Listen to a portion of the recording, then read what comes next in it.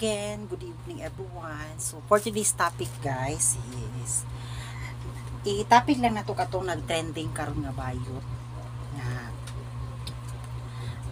nagitawag siya og sir sa usa ka waiter, which is para sa kuha wala to siya gituyo niya, dili to pagbugal-bugal nga tawagon ka og sir. Kay ako bitaw na experience man nako pud na siya no, nagsakay mig taxi gitawag kog sir. So gitawag po na ko siya nga pina-joke nga hala sir dako bay kog hala sir tutuyen bay ko siya natawagan ko nimo sir, pero nga tawa mi pero dili man ka dapat malai kay ngano respeto man to para sa nging anaon ko, respeto to siya.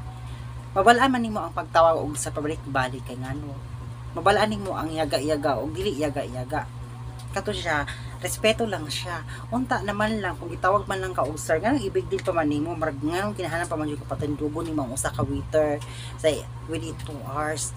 Unsay karapatan nimo? Wala man kanya gi-discriminate. Ikaw mismo nag-discriminate sa imong pagkatao. Ikaw ang napakaulaw, nagipakaulawan lang nimo ang imahe sa mga LGBTQ nga tarong Ginoo ko. Tanawa karon madamay ang dili dapat madamay. Kani pong bayutan ni naghilas-hilas pag mura pug ka ng gwapa sali kay kwartahan daw unsay na-achieve nimo sa imong kinabuhi. Uli congratulations kay na kay mga achievements sa imong kinabuhi nga na kuan nimo na fulfill nimo, unlike sa mo di ba ning kamot rabot mi dili maghililas kung unsa man ni abot sa imong kinabuhi nga mga blessing. Dapat dili maghinilas, dili ing ana nga wala ka na isa waiter sa tinuod lang nga istorya as a waiter, luoy ba ang waiter sa tinuod lang istorya kay ngano na may mga barumbado mga customer pod na mga barumbado nga customer nga kanang panahon magkaon kung ikaw maghipos kalat kay sa lamisa niya iluwa pa jud nila ang ilang ginakaon sa lamisa, dili man lang ta ibutang sa tissue, ibutang sa plate, baluton sa tissue ngana muna dili lalim oy. Ang waiter is usa na katrabaho nga marangal nga lang istorya, dili ta mag-ingana kay ngano kanang trabaho marangal, ang dili marangal ka na mangawat ka kanang mangilag kag isig kataon nimo. Kung tawagon man ka og sir kana signs of respect, pero kita manggod kung tawagon ta og sir or ma'am makabalo man ta yaga-yaga na or dili na siya. Tanawa karon sa imong gibuhat kumbaga mura siya kanang bomba nga daghan na nga damay, ang way labot madamay na, di ba? Madamay na siya. Muna siya nga kato siya dili pod makatarunganon ang imong gibuhat sa iya. Para sa ko dili gid siya makatarunganon. Kumbaga girespeto lang ka sa usa ka tawo, wala ka naluoy sa waiter. Gikuan lang katon niya, respeto lang to iyang pagtawag sir sa imo, wala niya gituy, dili to pagyaga-yaga, dili to pagbay-bay, dili to pag-discriminate. Tanawa karon ni trending ka. Unta maghinilas ka kanang gwapa ka. Di ba ka gwapa? Bisag tutuyan pa ka, bisag miingon pa ka nga babae na ko og kanang babae na ko og dokumento, kasado na ko sa kong foreigner, nanakoy dakong tutoy, nanakoy pabilat, useless gyapon na kay ngano gipanganak man tang bayot. Gipanganak tang bayot diri sa ibabaw sa kalibutan. Mamatay gyapon tang bayot. Kay ako pud biyaya bitaw no. Tawagon ko og sir, tawagon ko og ma'am.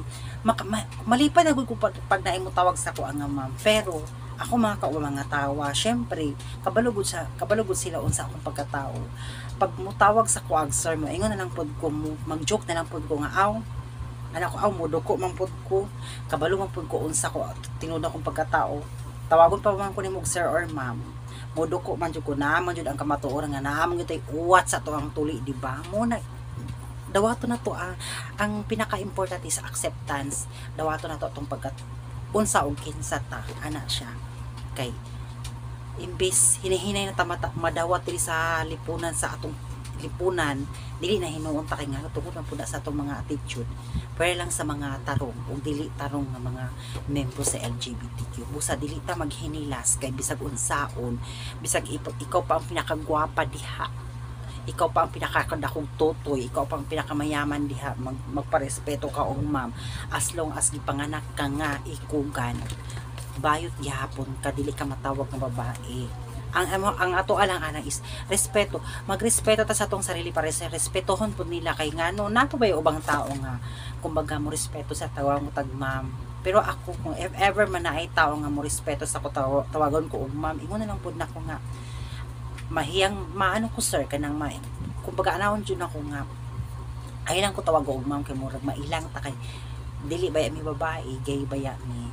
So mas okay lang tawagon ko nila og kanang youth o unsa ilang itawag, depende na sa ila kung tawagon ka nila sir wala tay mahimo kay signs of respect man, pero kung tawagon man kag sir nga yaga-yaga nga sig katawag di na pud na siya pwede mo react na pud ko na. So kato lang siya nga youths dili maghinilas kay nga no bisag unsaon dili ka kagandahan, ang cool kay kagnaong, di ba? Ang cool kay kagnaong. So once again, good evening everyone and God bless us all. Kaya mo balik pa ko na panisay ka natin part 2.